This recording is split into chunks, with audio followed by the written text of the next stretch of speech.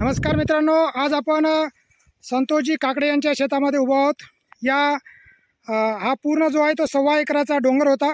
तो डोंगर त्यांनी पूर्ण सपाट नका थोडी लेवल केली त्याला, आणि त्यामध्ये जवळपास 500 सीताफळ गोल्डन जाती सीताफळ लावलेले आहेत। आणि मागील वर्षी म्हणजे गेली आता ही 5 वर्ष झाली लागवड केलेली आहे, बरोबर आहे सर? हां, तर गेली 5 वर्षी सरांनी लागवड केली आहे आणि मागील वर्षी त्यांना जवळपास 6 टन म्हणजे 6000 किलो एवढं त्यांनी उत्पादन काढलेलं आहे।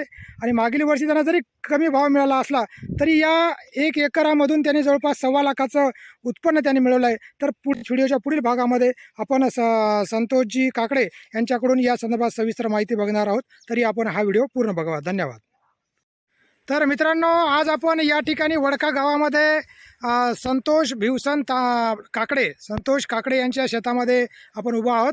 आणि हे आपण बघत असाल की या ठिकाणी सीताफळाची बाग, ही डोंगर उतारच होता, पूर्ण डोंगराची शेती होती, पडीत जमीन होती।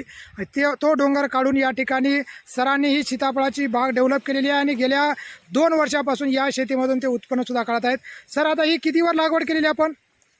ही गोल्डन सीताफळाची जात आहे। ओके ओके, हां, 12x7 वर याची लागवड आहे। 12x7 वर, अच्छा। जवळपास 1.25 एकर ही बाग आहे। याच्यामध्ये 550 झाडं जवळपास बसलेली आहेत। 550 झाडे बसलेत, ओके। तर आता मागच्या किती वर्षापासून आपण याच्यामध्ये उत्पादन काढत आहे त्याच्यापासून? ही बाग आता कंप्लीट 4 वर्षाची झालेली आहे। ओके। आणि हे तिचं आता 5वं वर्ष आहे। तर मागच्या वर्षी आपण जवळपास 6 टन माल 1 एकर मध्ये काढला। 6 टन काढला, ओके। 6 टन म्हणजे साधारणतः एक 60 क्विंटल, बरोबर। हां हां हां। तर त्याच्यामध्ये ही जी जात आहे ही साईज मोठी असते, अच्छा, हां। त्याचबरोबर जास्त दिवस उतरल्यानंतर म्हणजे आपण ज्यावेळेस ती परिपक्व होते, डोळे उघडले म्हणतो आपण, त्याच्यानंतर 7 ते 8 दिवस ही बाग आपल्याला म्हणजे हे जे फळ आहे हे आपल्याला ठेवता येतं। ओके। गावरान फळ आपल्याला जास्त दिवस ठेवता येत नाही। ओके।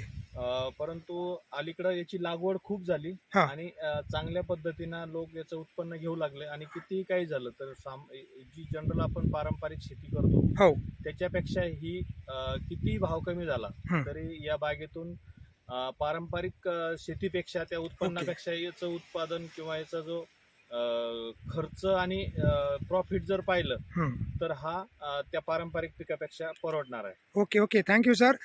या ठिकाणी संतोष काकडे सरांनी आपल्याला चांगली माहिती दिलेली आहे।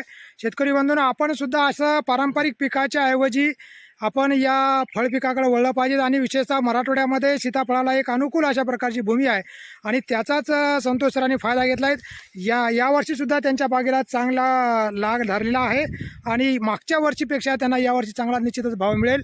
आपण सुद्धा त्यापासून प्रेरणा घेऊयात। Cameraman doctor Pandurang Kalyankar from Wadkha, taluka, जिल्हा छत्रपती संभाजीनगर। धन्यवाद।